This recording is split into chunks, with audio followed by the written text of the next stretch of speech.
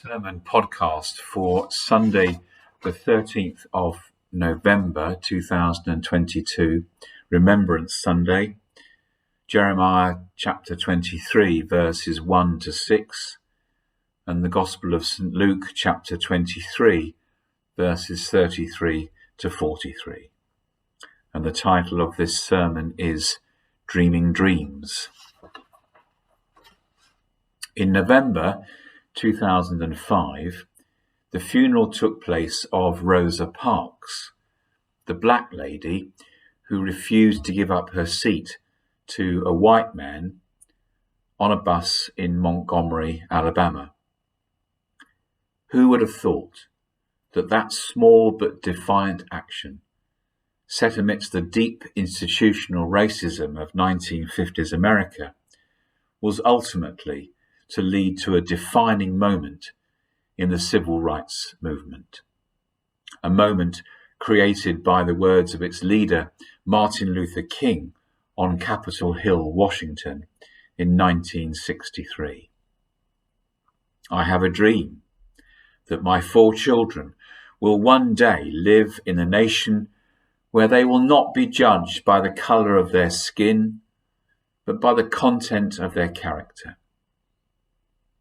I have a dream that one day little black boys and black girls will be able to join hands with little white boys and white girls and walk together as sisters and brothers. This is our hope. This is the faith with which we will be able to hew out of the mountain of despair a stone of hope. Well, those words never fail to move me, and they remain unwearied and unbowed by the passage of time. They are timeless, and like the music of great composers and the paintings of great artists, their power to move, inspire, and convict us remain as sharp and as new now as when they were first spoken. But of course, King's dream remains unfulfilled. Indeed, many at the time and since have dismissed him as a dreamer of an unattainable utopia, his vision completely divorced from the realities of life as we know it. We live in a society that is intolerant of dreams and visions, concerned only, it seems, with the here and now, obsessed with the instant. A society which seems scornful and suspicious of a Christianity which continues to hold out for the not yet, and which says that however successful we are or we become in life, there is still a state of grace, a level of contentment and fulfillment which is promised to us as gift or reward, but is not ours to achieve or attain. But the power and significance of this vision lies precisely in its pungent reminder, however difficult and obscure it sometimes appears to be, that at the end of all our striving awaits the kingdom of heaven, a time when Jeremiah's vision of a remnant who will be gathered and restored to their community, cared for by faithful shepherds and pastors, will finally become a reality. He who is the Alpha and the Omega, who has died but is now alive forevermore, who promised his suffering companion on the cross that he would soon be his companion in paradise, can finally make real the dream, the vision, that out of the mountain of despair, a stone of hope can be hewn. On this day of painful memories, set amidst the loss and the grief for so many fallen in conflict, this belief should be surely the cornerstone of why it is that we have the duty and the courage to remember. The greatest dreamer of all, of course, was Jesus Christ. It was he who gazed at Jerusalem and spoke an oft-recurring dream that he would have liked to have gathered her under his wings, as a hen gathers her brood.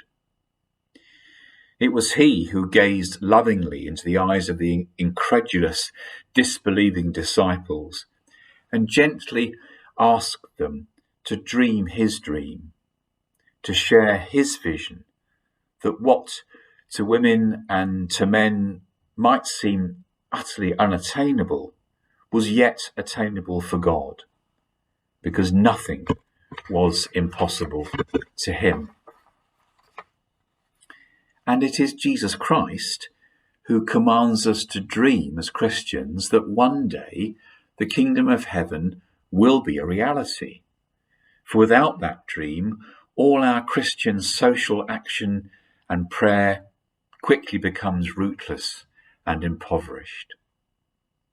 We dream that dream, we inhabit that vision every time we celebrate the Eucharist.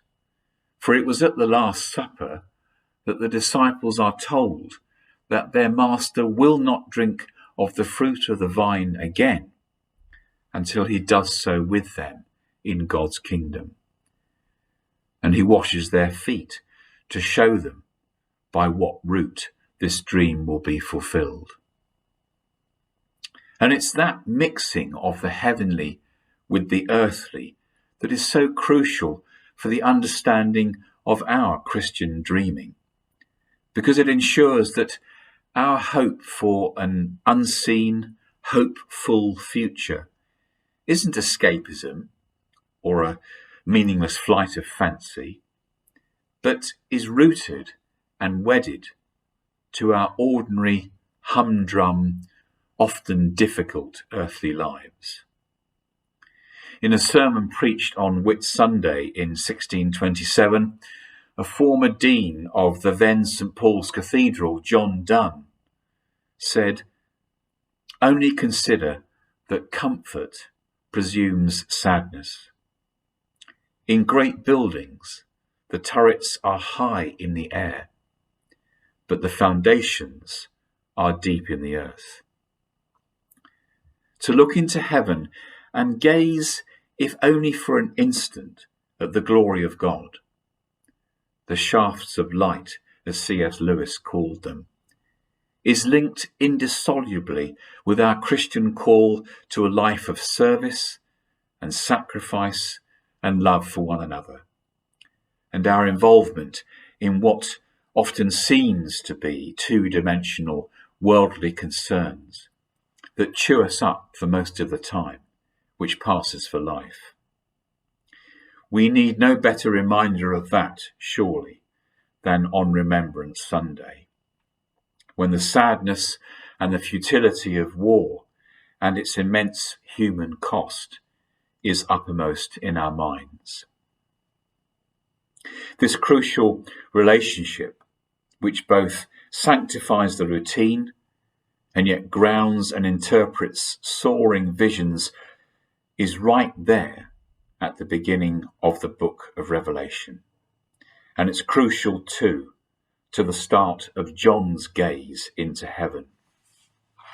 I, John, your brother, who share with you in Jesus the tribulation and the kingdom and the patient endurance, was on the island of Patmos on account of the word of God and the testimony of Jesus. So let's carry on dreaming our dreams, for in them is the compelling conviction that in spite of all the evidence to the contrary, in spite of all the suffering we may have to witness or to undergo, the universe is on our side and works not for our destruction, but for our fulfillment. From the moment of our first breath, we begin to live, but we also start to die. And in those daily deaths that make up our lives and which lead one day to our final death, we find that, after all, with unspeakable joy, we have only been dying to live. And then, as it says on Martin Luther King's tombstone, we will be free at last. Free at last.